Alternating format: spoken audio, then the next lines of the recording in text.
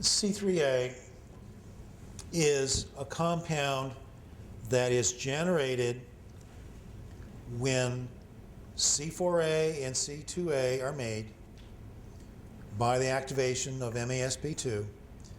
The combo of splitting of C4 and C2 together creates an additional compound, C4b and C2a, that activates C3. It activates C3 if there's a bacterial membrane present. So C3a is telling you about bacterial membranes present still inside blood. And if you say, do I have living Lyme organisms? We have found that C3a goes up within 12 hours of a tick bite in people who are going on to develop Lyme disease.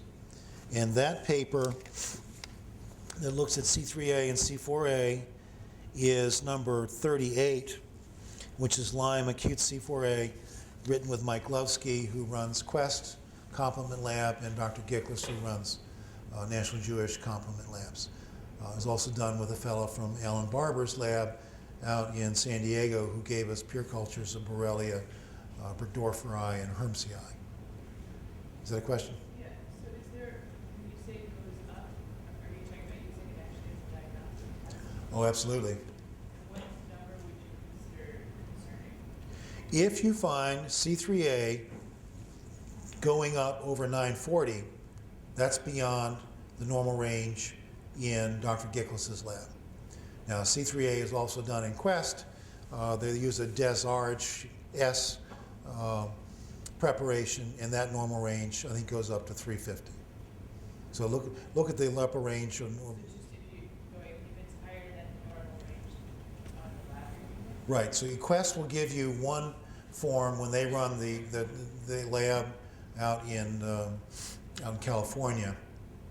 I try to stay with National Jewish because everything I've done is standardized with their RIA. And do you do serial tests? Oh yeah, very much so. So what would your protocol with that? What we do, since that's the slide, is to look at how do you lower C3a.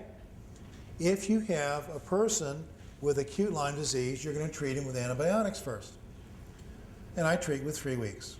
I get their HLA, and I know full well if they're Lyme susceptible, they're likely to need more than just 3 weeks of antibiotics.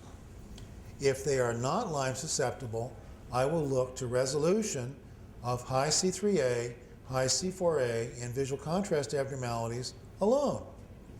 But in those who have problems with Lyme that has persistent illness beyond 3 weeks of antibiotics, the question has got to be, do I continue antibiotics or do I look at inflammation? And here's what I've already said. I look at inflammation, and there's a protocol that we've got, and I might as well just share that right now, is that after we have a baseline of 3 weeks, I then will look to see what the same labs are after 3 weeks. So baseline, 3 weeks. Then we use actose cholestyramine for a month. We look at the same labs.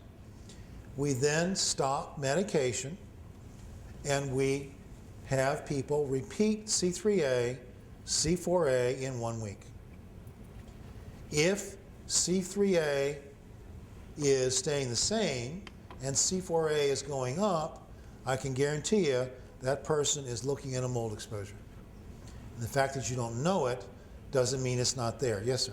The question is, will you have the answers in a day turnaround? No, you don't. Visual contrast will help you out. Symptoms help you out. But many of these things, is a very perceptive question, you've almost have got to wait. I've done this so many times now as an article of faith, and if this is new to you, just hold on to your hat. All I'm telling you is it works. And for that one, your data collection will be more important than me telling you it works. But specifically, if the person does not have C4a go up and C3a go up and they stay fine, repeat both of those in 1 month. If you've got living Lyme organisms, your C3a and C4a will go up in 1 month because there will be now some bacterial membrane platform for production of C3a with organisms mobilized from sanctuaries. Now, if you find C3a and C4a going up, you've got living Lyme organisms. And then it's your decision whether to use more orals or whether to use IV. And that's where clinical judgment comes in. I use this protocol to justify insurance reimbursement for IVs. Many times patients will say, can't we just do a little longer orals? And that's fine.